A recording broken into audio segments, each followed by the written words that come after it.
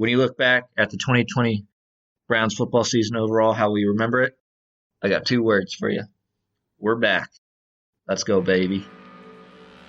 Coming to you from deep beneath the murky waters that lie beyond the Lake Erie shoreline. This is the Cleveland Podcast!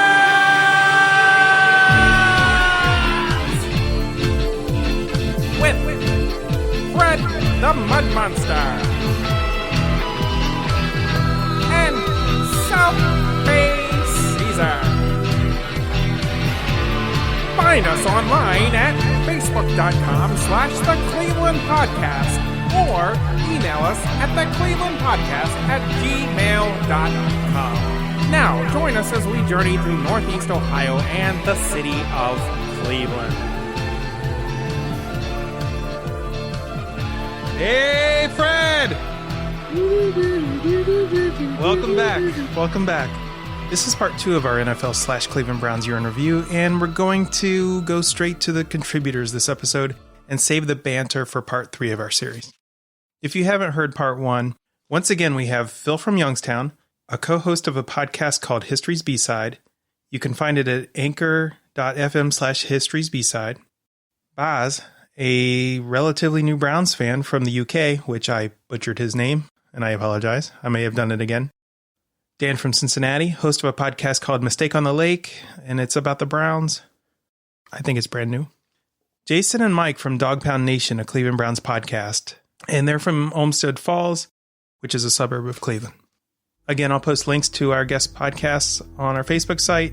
But before I start asking questions, Tim Boulware from Fremont sent in his opinion on the season, which I'm going to play for you now. Hi, this is Tim from Fremont with a reflection of the 2020 Cleveland Browns season. If anyone says to you that the Cleveland Browns season was a disappointment because of the way it ended in Kansas City, they don't know their backside from their elbow. Plain and simple, Kevin Stefanski did a great job in taking over as a first-year head coach after 16 years in the Minnesota Vikings organization. He didn't know from one day to the next whether the facility would be closed, how many players he would have available. Even his coaching staff was lost at times due to COVID, and yet the team still persevered to an 11-5 record, their first playoff berth since 2002, their first playoff win since 1994, and this was all done by Kevin Stefanski, who had a rocky offseason, didn't have any OTAs, didn't have any preseason. A lot of their meetings were done on Zoom. Getting to know the players was done by Zoom. How do you build rapport when you can't even meet a guy face to face? And yet the Cleveland Browns, from one day to the next, didn't even know if they would have their facility open or closed. And yet Kevin Stefanski set the tone, didn't make an excuse, and that's why he's the NFL Coach of the Year. And they responded and had a great season at 11-5. Now, there's still some improvement to make. Yes, there is. And this team is still far from where it needs to be able to compete for the Super Bowl consistently. But to get to where they needed to go to challenge the Super Bowl champion Chiefs to a 22-17 loss in the AFC divisional round, that's a lot of progress. And I think the biggest addition besides Kevin Stefanski in the offseason was getting Jedrick Wills in as the 10th overall pick in the first round of the NFL draft. He, along with Wyatt Teller, J.C. Treader, and Joe Bitonio, makes it for a solid offensive line. And you could see it. Nick Chubb and Kareem Hunt make the best 1-2 punch in the NFL. Chubb is actually the best running back stat-wise in the fourth quarter. And you see a lot of remnants of the Pittsburgh Steelers from years past to where the Cleveland Browns are now. I know that's making a terrible reference because you're comparing the Browns to the Steelers. But if you look at the Steelers from years past, they were always built on the running game and always taking it to their opponents in the fourth quarter. And that's what the Browns can now do with Nick Chubb and the offensive line they've built. That's a good feeling to be able to do it and to be able to run the ball efficiently and to tell the defense, you know what's coming. We know that you know what's coming, but you're not going to be able to stop it. that is a good feeling for Browns fans and will be a feeling that hopefully they'll have for years to come. But Baker Mayfield now has an offensive line that he can rely upon and can make those quick decisions in this offense that will make him very, very good. And without an outside threat like Odell Beckham Jr. for the final 8 games of the season, still did a great job and had to have precision passing in learning Kevin Stefanski's offense, and he did so, and that's why he only had 2 interceptions through the second half of the season. Thank you, Tim. So let's go straight to the questions. In 2020, the Cleveland Browns once again changed their uniforms to a new look that included brown jerseys with white numbers and white jerseys with brown numbers. They went back to the 5 stripes look that they used up until 2015. I asked everybody what they thought of the uniform changes. Answering in order is Dan, Mike, Jason, Phil, and Baz. Do I like the uniform changes? I love it. A modern take on the classic uniforms. And who can hate that brown jersey on orange pants? Love it. The Cleveland Browns felt like the Cleveland Browns again with these new uniforms. They went back to old school. When the new uniforms first came out, I mean, I thought they were cool looking. I especially liked the all orange. I'm a big fan of the all orange jerseys, especially with the orange pants. But I felt like when this year started and they unveiled that they were going to go back to the original jersey designs. As we played our first couple games, I was watching them closely and I thought, the Browns feel like the Browns again. They almost before didn't feel like the Cleveland Browns that we knew from the past. And these uniforms are just something special. And I've come to the conclusion that the Browns should never change their uniforms again. This is what they need to keep for forever. I'm okay if they want to add an orange uniform to the mix, because they did have those back in the day as well. But yeah, the uniform changes were perfect. I wouldn't change a thing, and it's great to have them back. I couldn't agree more. I really loved the fact that we went to these all-orange uniforms. They really did feel like the Cleveland Browns again. Yep. With everything going on this year and how we improved and all that, we almost had a sense of self and a sense of personality again. We had a sense of identity. We were the Cleveland Browns for once again. One only thing that I'd really say is a minor gripe for me is I would like to see the Browns helmet changed. I think you can. I'm only saying that because I almost think you should honor the dog pound, at least home game wise, instead of like the all orange with the brown and white stripes at the top of the helm. Almost have like the orange helmet, but you have like that big ferocious bulldog looking at you at the side of your helmet. I think that's going to give them that intimidation factor going into these games. It's going to make them feel like they're these bloodthirsty, ready to attack you animals that are ready to take you down and do what it needs to win. As far as the new uniforms go, it's never really been a big deal to me. You know, I'm cheering for the Browns because they're the football team that plays in the city of Cleveland. I grew up loving Cleveland and all sports, and I don't really care what they look like as far as their jerseys. Obviously, I think people are always going to associate the jerseys of the last couple seasons with losing. So no matter what, those are always going to be viewed as the ugly, hideous loser jerseys. But, you know, these new jerseys, they're a clean look. So I'm happy to see that. But what's most important is that the team on the field is winning. And if they continue to make the playoffs wearing these uniforms, the fans are going to like them. I've noticed lots of fans place a lot of importance on having the very latest replica jerseys, caps, tees, or at least they try to find meaning or patterns in the colours we wear for specific games. Nothing wrong with that. I have certain superstitions, things that I have to do every week. So I need to know what colour pants the team will wear each week. That's okay. Me though, I stuck with my number 57 Matthews jersey since buying it off eBay in 2004. I stuck with the cap I acquired on the 2004 trip. And, okay, I have a few face masks and a phone case and a Scottish Hammer official tee. I have an urge to somehow commemorate this season, so who knows. I might have to spend a bit of time looking at Colour Rush, whatever that is, or was, or a custom jersey, or even something Space Browns-ish. Now we're living in the future. Space Browns? Look it up on YouTube. You know, it's the video with the astronaut image. You won't be disappointed. Or maybe you will. Look it up anyway. There's something great about that Cleveland Browns classic look, but I've always thought that wearing that look and losing makes the classic uniforms look bad. Now that they're winning again, though, it's good to have that old look back. Moving on to the Browns draft picks, the upcoming draft is supposed to happen here in Cleveland. And I hope it goes smoothly. COVID's been such a spoiler for so many of the nationally televised events that were scheduled to happen here in Cleveland. The NCAA men's tournament, the presidential debates, and now with the NFL draft approaching quickly, it'll be interesting to see how that goes for the city. Some of the more interesting picks in 2020 were the Bengals picking up Joe Burrow from LSU, the Redskins choosing defensive end Chase Young from Ohio State, as well as the Lions picking up another Buckeye, cornerback Jeff Okudah. While Burrow played for LSU, he actually started out with OSU, Ohio State, before transferring down south to Louisiana. And that officially made all three of the top draft picks former Buckeyes. Other notable picks included quarterback Tua. Let me try to pronounce this. Tagovailoa? I don't know. We'll see if I got that right. From Alabama. And he went to the Miami Dolphins. If you remember, there was a saying, tank for Tua, that the Miami Dolphins wanted to tank the season so that they could get the first draft pick, which at the time they thought it was going to be Tua. And then Tua ended up falling in the draft, and Miami ended up falling in the draft, so they ended up with him anyway. And with the sixth pick, the LA Chargers picked up Oregon quarterback Justin Herbert. And former Chargers quarterback Phillip Rivers left for the Indianapolis Colts.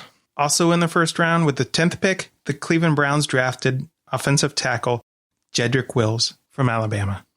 And in round 2, selection 44, the Browns picked up safety Grant Delpit from LSU. In round 3, the Browns picked up Jordan Elliott, defensive tackle, out of Missouri. And again, later in the third, they picked up Jacob Phillips, inside linebacker from LSU, Louisiana State. And they got that pick from Houston in exchange for running back Duke Johnson. In round 4, the Browns picked up Harrison Bryant, tight end, Florida Atlantic. In round 5, the Browns got Nick Harris, center out of Washington. And in round 6, the Browns picked up Donovan Peoples-Jones, wide receiver out of Michigan. So now that I've read the picks, I asked our guest contributors which of these rookie players stood out for the Browns this year. And here's their answers. This question: were there any first-year rookie players that stood out? It's probably an unfair question. If pressed, Jedrick Wills, though not an all-pro yet, he helped to bring a degree of stability to our offensive line it badly needed. Donovan Peoples-Jones showed a promise as a wideout, belying his fairly low draft position. Just don't mention his kick returns to the more rabid members of the dog pound. Any rookies that stood out? Harrison Bryant. I think that guy's a gem. I feel confident with trading Njoku if he still doesn't want to be here. We got great acquisition by Bryant. Jedrick Wills. Honestly, I questioned the pick with him at 10, but that shows how much I know. That's why I'm not making decisions. He looked great as a rookie, and you can't have a better coach than our O-line coach for him. Donovan Peoples-Jones definitely was one. I go back to that game-winning catch he made in Cincinnati that Baker threw him in the corner of the end zone. Just the way he got his 2 feet in and was able to secure it was very impressive for a rookie player. Jedrick Wills did a hell of a job this year as well. I was very impressed with him on the line. I thought he created some great protection for Baker that I wasn't expecting, especially when we saw him come out and he was hurt. It showed. And to me, that means he's made quite the impact. And I look forward to seeing what Jedrick Wills is going to do in the future along with Peoples-Jones. I think they're going to be two guys that are going to be key to this team. I couldn't agree more with you there. Jedrick Wills' ability to perform at the left tackle position is just on a level that you haven't seen since Joe Thomas in his prime, I think. Joe Thomas has gone on record and, endorsed Jedrick Wills' ability to perform at his position. It really showed what he's capable of. Like you said, when he was taken out with his injury, it showed just how much he was able to hold up his position because they just did not have the same kind of line without Wills at left tackle. Wills has an amazing ability to protect Baker, to be able to help open up these holes on the left side for Chubb and Hunt to break through. being able to force these teams to essentially double up on him. And even then, it's not even a guarantee that you're going to break through. He's a big boy that can keep you locked in place. I also have to agree with Donovan Peoples-Jones. And going back to, like you said, that Cincinnati game, the game-winning catch, he performs at a level as a rookie that you see from a lot of these players that have been playing in the NFL for years at this point. He's playing at a level that shows that he has a standout ability about him. He's just got that star material about him. And I'm really looking forward to seeing what he can do now that he has the experience on his side. He has that taste of postseason play in him. He's got that hunger that I think we're going to see a lot from him coming up this upcoming season. Thanks again, guys. These are the off-season player changes, again, according to Wikipedia, in no order of importance. Players added: defensive tackle Andrew Billings from the Cincinnati Bengals out of free agency. Defensive end Adrian Claiborne from the Atlanta Falcons out of free agency. Offensive tackle Jack Conklin, free agency out of Tennessee, the Tennessee Titans. Linebacker B.J. Goodson from the Green Bay Packers, free agent. Tight end Austin Hooper, free agent from the Atlanta Falcons. Cornerback Kevin Johnson, free agency from the Buffalo Bills. Safety Carl Joseph, free agent from the Oakland Raiders. Quarterback Case Keenum, boo. I'm not supposed to put opinions here, but boo. Free agent out of Washington, the Washington football team, which was called the Redskins last year. JoJo Natson, wide receiver from the LA Rams. Cornerback Donovan Olumba, I'm not sure if I'm pronouncing that right, from the Cowboys. And safety Andrew Zendejo from the Minnesota Vikings. All of those were free agents. And players lost, according to Wikipedia. Safety Morgan Burnett, who was released. Cornerback TJ Carey, who was released. Tight end Demetrius Harris, who was released. Linebacker Christian Kirksey, who was released. Guard Eric Cush, released. And then free agents Eric Murray went to Houston. Demarius Randall went to the Raiders. Joe Schobert went to the Jaguars. Tight end Ricky Seals-Jones went to the Kansas City Chiefs. And linebacker Adarius Taylor was released and he ended up going to the Carolina Panthers. I also asked the guys which players, just like in general, not rookies or free agencies, just in general on the team, which players made the biggest impact to the team in 2020?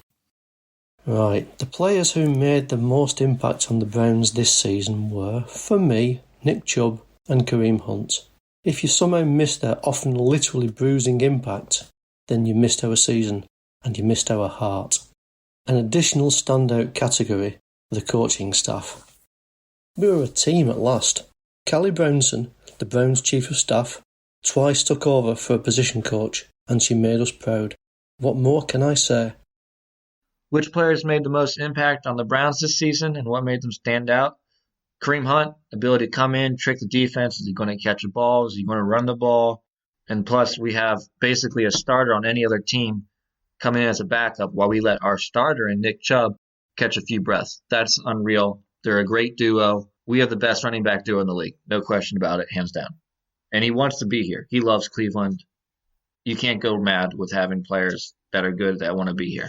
That's the first time players actually want to be in Cleveland, and it's great to see, great to hear. It's only going to keep going up the way that we're performing. With Kevin Stefanski there, players are going to want to play for him. Baker took a real step here. This is his team. Proved he belongs. He's playing for that contract extension. He's got it. If I'm the GM, this is his team. He's our guy. He's the face. Chubb's going to Chubb. Just more classic Chubb. He's quiet. He's humble. But, man, he puts up numbers when we need him. And he's a great running back. Top 3 running back in the league. B.J. Goodson, like I said, I didn't really know all about him coming into the season, coming from Green Bay. He really stepped up on defense. He's a good tackler. He's smart, and he stepped up as a leader when Myles Garrett was in and out. And Wyatt Teller, man, what a gem. Became one of the best guards, if not the best guard in the game. Great guy. I've met him a couple times, actually, in my life, just through games. And he's a really cool human being. He just got engaged, so congrats to him. But he's a hell of a guard. Which players made the most impact on the Browns this season? What made them stand out? A couple of players I think that really made a major impact this year for the Browns.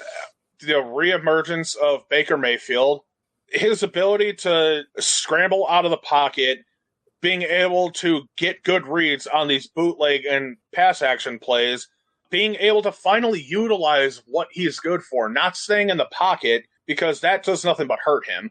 Also being able to get these short passes off to these good receivers that are able to take them for more yardage than what you would expect. I think that was a major thing for Mayfield, especially the fact, he threw as few interceptions as he did during the regular season this year was impressive. His touchdown to interception ratio, I think, was almost 3-1. And that's impressive, especially for a third-year quarterback. Other players I think stood out, Nick Chubb, without a doubt. Him still breaking 1,000 yards for the season, even after being out 4 games, was huge. But he was essentially the heart and soul of our team, I think, is what Chubb is. Him being that power back, you can always depend on him to amp that team up along with Mayfield. Expect him to be that running back that's going to put up these big numbers.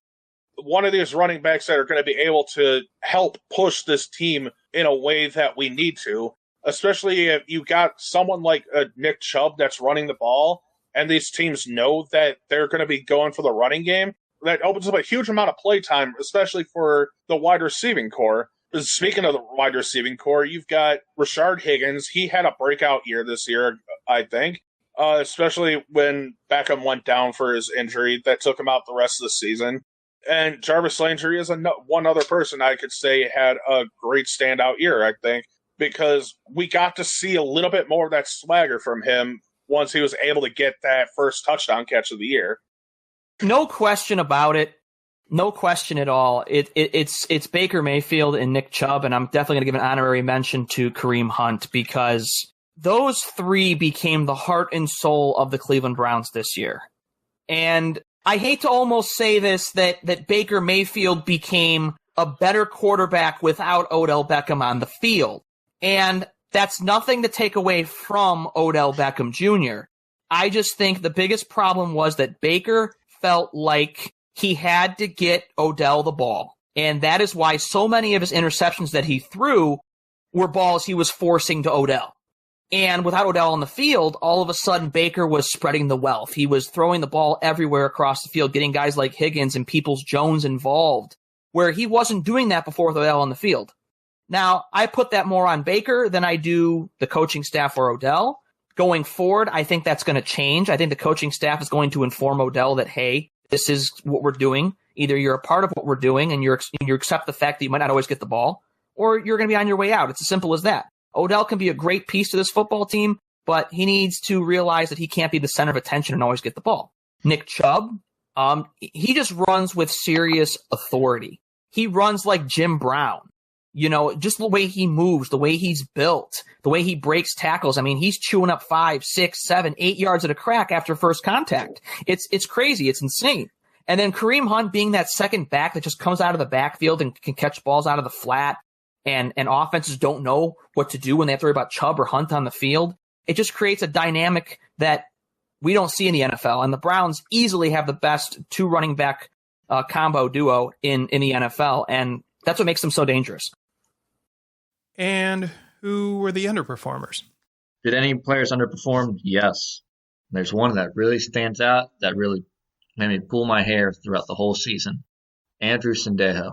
Yeah, he had his good games here and there, but man, he could not tackle. He cannot cover. He's leaving people wide open. Don't re-sign him. Let him go. Now, did any players underperform? Pains me to say this, but Jarvis Landry. He had a desperately subpar season when compared against his normally exceptionally high standards, but he played his heart out when it mattered late in the season.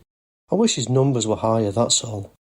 And I wish he could figure out where that fine line is between after the catch trash talk and taunting. Odell Beckham Jr. Jarvis's friend since college. He was in the wrong place at the wrong time this year. I want him back when he's healed. There's unfinished business. Both of our premier receivers seem to me to have suffered with the team as they, especially Baker, learned the new offense. And that gets us to the Browns subreddit favourite villain, a guy who absolutely doesn't deserve his reputation. Well, okay, maybe the reckless reputation perhaps has a grain of truth. Anyway, you might have guessed I'm about to mention free safety Andrew Sendejo. I'm guessing the defensive injuries we suffered thrust him into a scheme he wasn't entirely comfortable with. You know, the almost incredibly soft defence that allowed opposing offences to come back against our seemingly unassailable leads. Don't ever forget that by the time opposing players got anywhere near Sendejo, they'd already bypassed blown coverages. He lost his place just once, and only due to a concussion. That should tell you all you need to know about his place. And I'd like to see him back for the 2021 season. We should also stick with our often maligned defensive coordinator Joe Woods. Sure, his defence has made my heart horribly lumpy during late season games, but when key players return next year, it'll be a fair evaluation of his talents. To be honest, I'm going to lump in most of the Browns secondary, minus Denzel Ward. I think that they all underperformed. Even Mac Wilson, who we had a lot of hope for after last year, I just think that he came in flat. Andrew Sendejo came in flat, was missing a lot of tackles. I don't even want to really single one guy out. It was the whole defensive secondary that really deserves the dishonorable mention of being the disappointments of the Browns season. Our secondary, I can't name any specific players, but our secondary minus Denzel Ward were, what I have to say, really underperformed this year. And that's disappointing to me because the fact that we had a team that I think could have done a lot more here, at least on defense, but you're missing the Joe Schoberts. You're missing Grant Delpit, who got knocked out for the season before the regular season started. So we were missing two huge pieces there. Greedy Williams really didn't play at all this year either, I don't think. So we really were playing without players that normally would be in, and it showed. And another one that I think really underperformed, like you said, was Sendejo. I think he just fell flat. He missed a lot of easy tackles. It didn't feel like he really gave 100% when he was trying to make his tackles, and it just hurt us in the games that we ended up losing. Okay, next question. Which injuries affected the Browns the most in 2020? What are some other injuries that the Browns dealt with throughout the season? Missing Ward hurt a lot, and we saw that. That's the big one I can think of, is missing Ward. And of course, other injuries hit us hard throughout the season. The absence of corner Greedy Williams due to a long-term shoulder injury. The week's supreme defensive end Myles Garrett lost due to COVID illness, and an obvious degradation of performance afterwards meant frequent time on the sidelines to recover. And losing Nick Chubb for as long as we didn't help our game. But the season is done, and done oh so well. There wasn't many injuries that I think were 100% notable. There were some COVID issues, of course, here and there, especially the Jets game. That was huge for us. But throughout the season, I guess really Odell Beckham was the only standout injury. But as we know, it didn't overly affect them going forward. They were able to do what they needed to do without him. And now having Bitonio in the first playoff game could have hurt us, but it didn't. So I think in the long run, I think the only game that really affected us injury-wise was the Jets game. But other than that, I think the Browns stayed pretty COVID-free up until that point, until they were affected at the end of the season, but it didn't affect them down the stretch like we thought it might. The biggest notable one for me was Nick Chubb. That middle of the season where we really could have used him and gotten a lot more out of those games against the Steelers, the game against the Raiders, the Bengals. If we would have had him out on that field, we could be talking about a whole different story of the 2020 Browns season right now. We could be looking at, we're in the AFC Championship game. You never know. We could have been one of the ones that are looking at a bye week. That was a huge loss for us when Chubb went down for those 4 weeks. I also ask how COVID affected the league and the Browns this season. Everybody had it. It hit teams at different points of the season. Unfortunately, ours was when it mattered most, but that's just how it goes. Also, I think it would have been crazy awesome to have the fans in the stadium this season. Just that environment would be great for the players, great for the fans, great for the city. So really missed it on that, but excited for next year. Hopefully people can get in the stadium and root these guys on.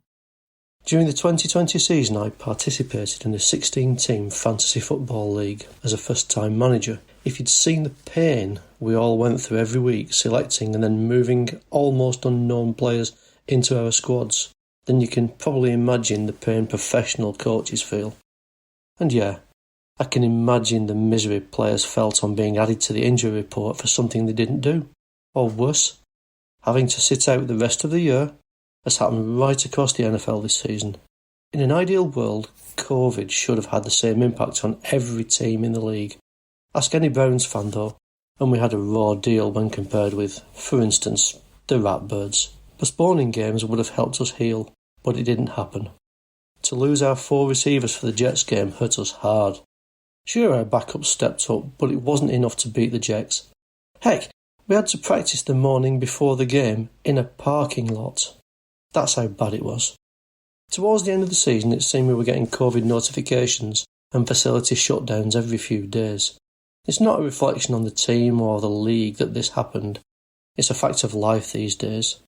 But when it really mattered, the staff and the systems Coach Stefanski put together made all the difference when he had a positive COVID test and had to isolate. I cannot imagine the pain of not being allowed to coach the wildcard game against, of all teams, the Pittsburgh Squealers. Now, am I advocating he stays in his basement for a few important games next season? Hell no. Okay, maybe just to repeat next time we're heading towards the playoffs to enhance our seed position. Well, we can go back to the Browns' first playoff game against Pittsburgh. They lost Stefanski to COVID, and they had to do an entire game without their head coach, which, again, I applaud the Browns for the way they played against Pittsburgh because they didn't let COVID slow them down. They came into that game determined, and they took care of business. But I'll go to the one game that they were really affected, that really played hell with the rest of the, with some of the things that happened during the NFL season. I mean, the Browns did in that Jets game where they lost their entire receiving core the night before the game. The NFL refused to move the game, much like they refused to move the Denver Broncos game when they were out of all their quarterbacks, and not necessarily a fair way to play that game, and they got destroyed because they had to use a wide receiver at quarterback. But yet the Ravens and the Steelers game on Thanksgiving got moved back 3 times, and it just felt like a little bit of favoritism. And I feel like if the NFL going forward is going to have more COVID issues, they better start showing the same respect to other teams that they showed to the Ravens and the Steelers on Thanksgiving. I think overall, the NFL dealing with COVID-19 this year was about as big of a nightmare as they could have expected. I think they really tried to do their best to manage it. Maybe not their best per se, but they did what they could to make a full season go off. And they accomplished what they set out to. So I guess that's in a way commendable. But when you look at what happened to players like Myles Garrett and just the clear differences between his performance before and after testing positive for COVID-19, it definitely had an impact on him, and he was pretty open and vocal about that. So you really hope that players like him, stars of the league, can get back to their prime form and continue to perform beyond this season. And hopefully this virus doesn't have lingering effects on their abilities.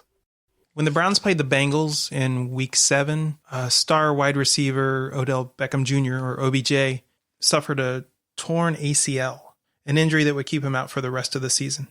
I asked everyone how they felt about this and how it changed the team, how it affected the team. Was it better or worse? And here's their answers. Odell Beckham got hurt during the first half of the season. How do you think that affected the team? I'm going to say it. A lot of people are going to hate me for it. So be it. I think they were better. Sue me. I think Baker didn't feel pressure to get him a certain amount of touches so he wouldn't moan and complain. He was able to spread the wealth.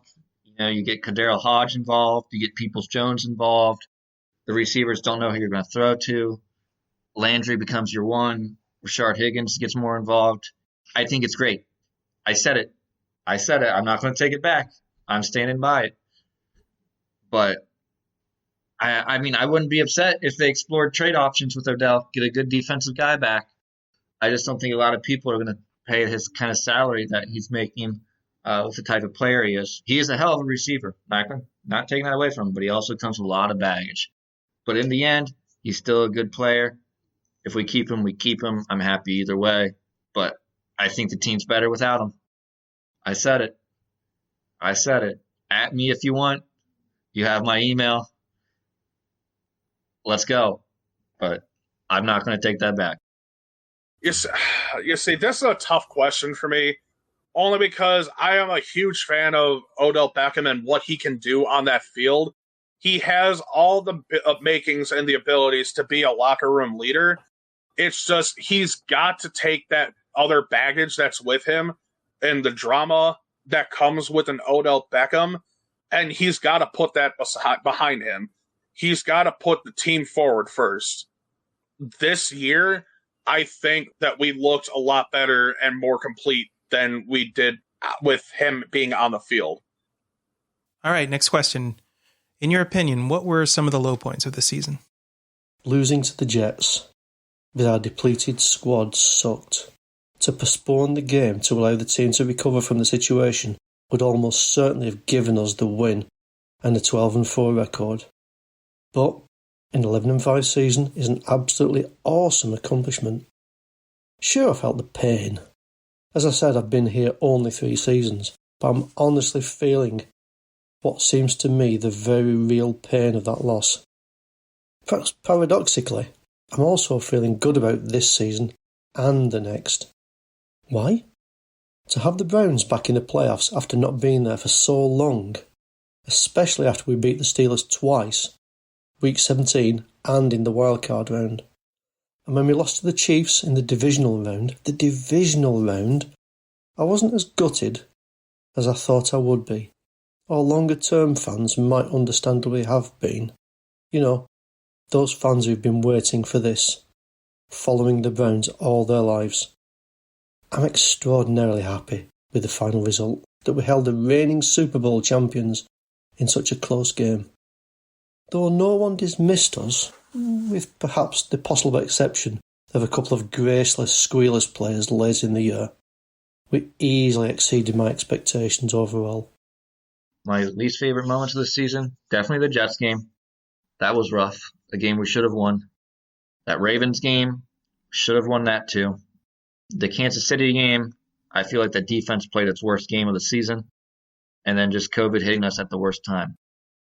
Probably my least favorite low moments were 3 different games that we had. They were the first game of the season against the Ravens, us getting blown out like we did, 38-6.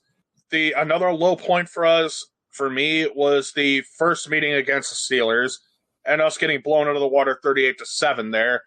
We just played like absolute crap that game. We couldn't get anything going on offense. We had a defense that just could not do anything against the Steelers front there.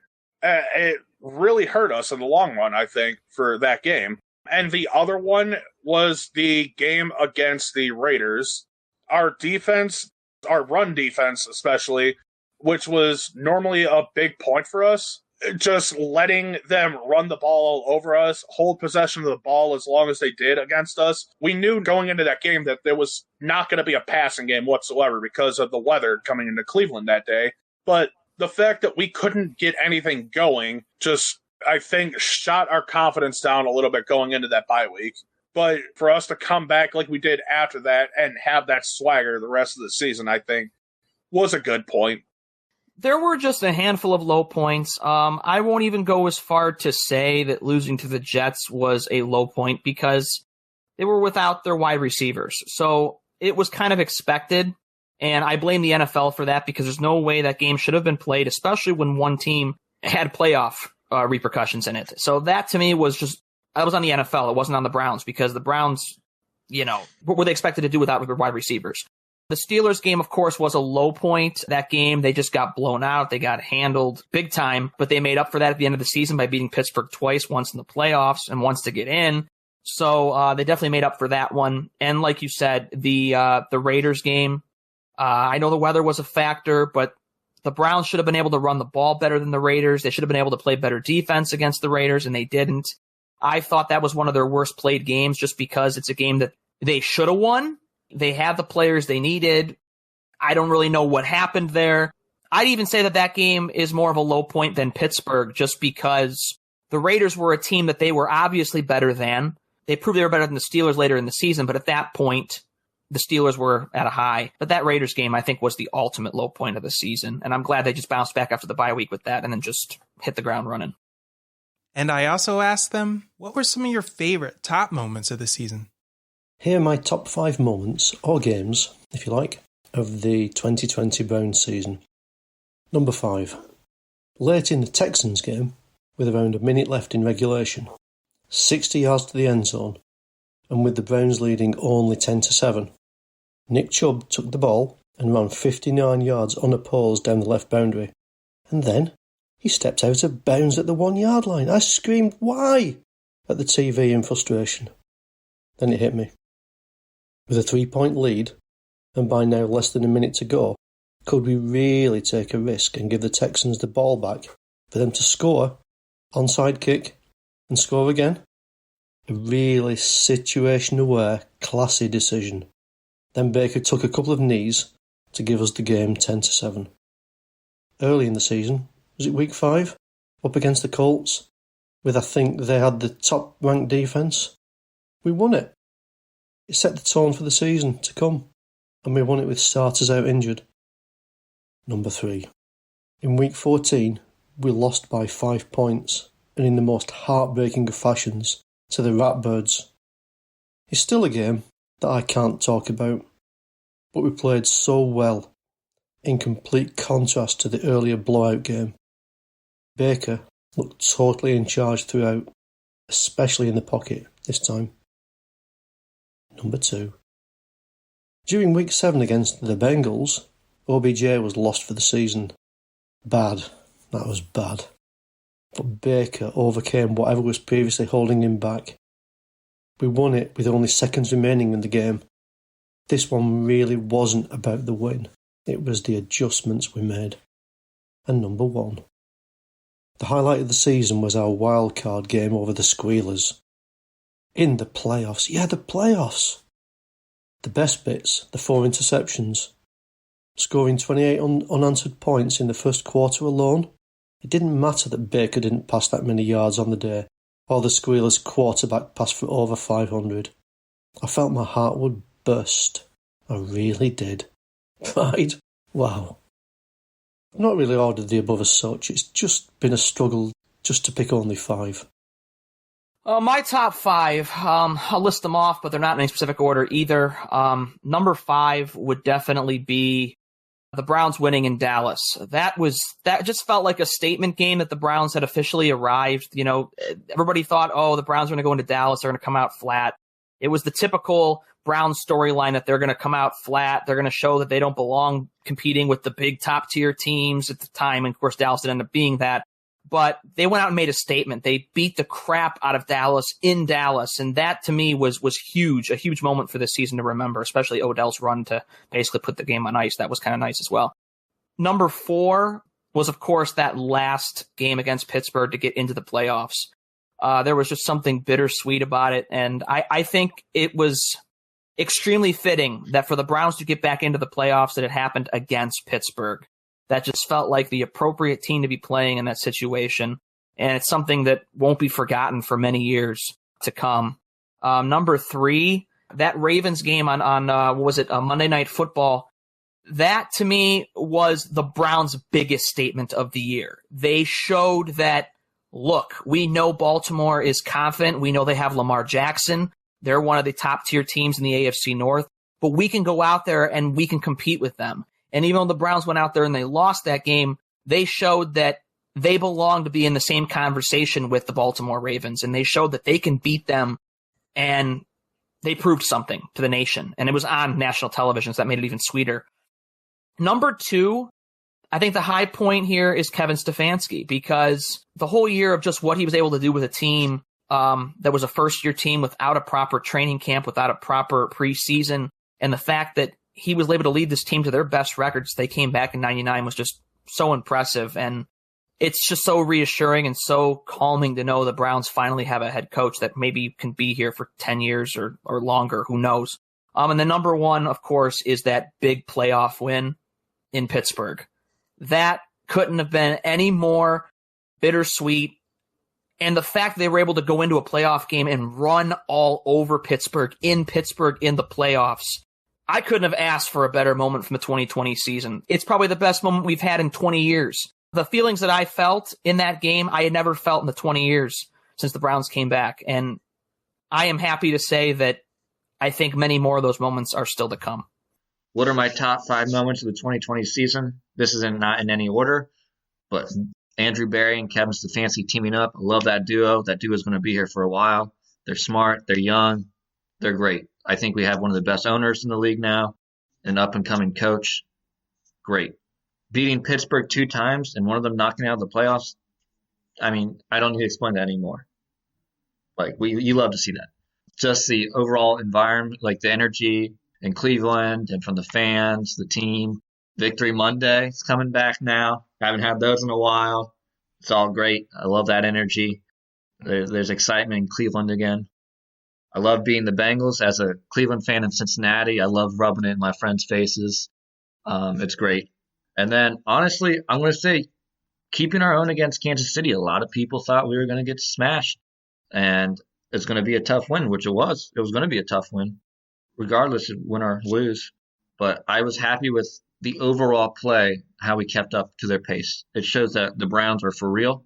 We can play with the best team in the league. We can play with anybody.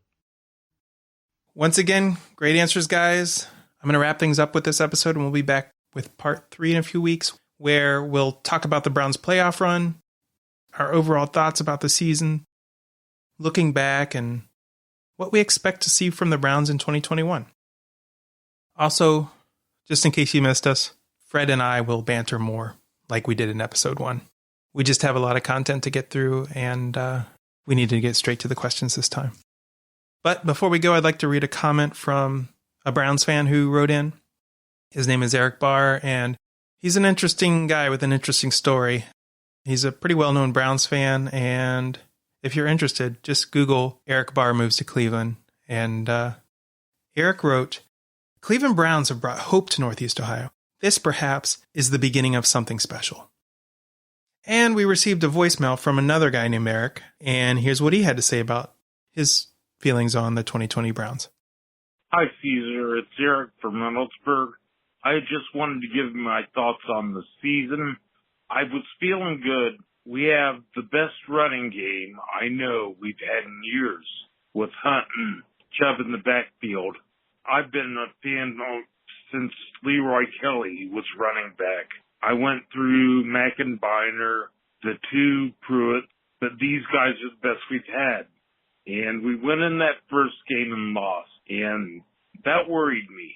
But then we came out and won 4 in a row until we got to the Steelers. And we get our butts handed to us again in division. Starting to get worried. When we come out of that game, we win. Then losing against, it's now a Las Vegas team, at home in nasty weather conditions, I was worried. But after that, I was sure we were going to make the playoffs. We'd probably lose our first game. Season would be over, but we have young guys, and it would be good experience for them. So I knew it was going to be a good year for us. We got to the end of the year, and we kept doing better. Our defense improved, and when we beat Pittsburgh, first time I expected it. Second time, when they have everybody back, that was impressive. Then I knew we're going forward. This year, we lost with the helmet-to-helmet fumble in that playoff loss. I will remember that along with Red Right 88, the fumble, and the drive. And that's my impressions on the season. It was a good one. I look forward to next year. Think we'll improve our defense, and I can't wait. Thanks. All right, that's it for this episode. Thanks for listening. Check out our guests' podcast.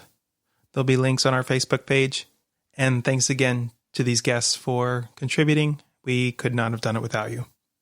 Fred, what did you think? Really shows that the team has quite a bit of history before they started losing. But even then, some pretty interesting history, even during those tough seasons. So shout out to all those loyal Browns fans. I don't know if I could have done it if my team were losing that many seasons. I think I would have just gave up and became a more avid hockey fan. No offense to hockey, but, hockey's a little bit lower on the fandom list for me. All right, we'll talk to you later. We'll see you on the third episode. We'll wrap it up on the third.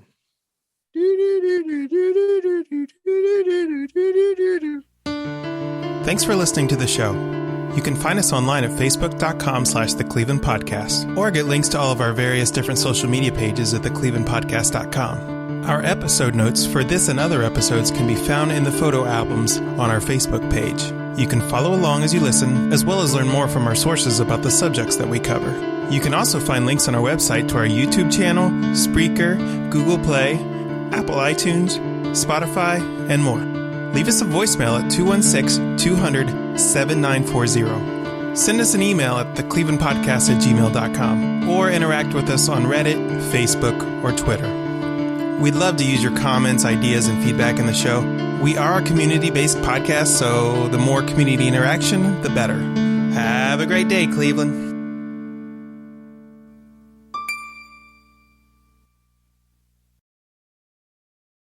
I'll edit this out later.